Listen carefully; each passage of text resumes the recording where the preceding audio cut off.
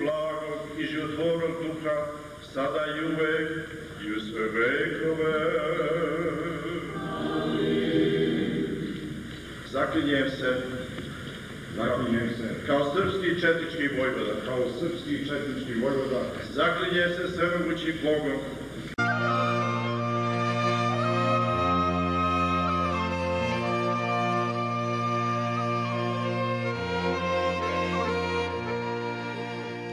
Posle izvesnog vremena pokazalo se da doktor Šešelj nije ono kako se je predstavio.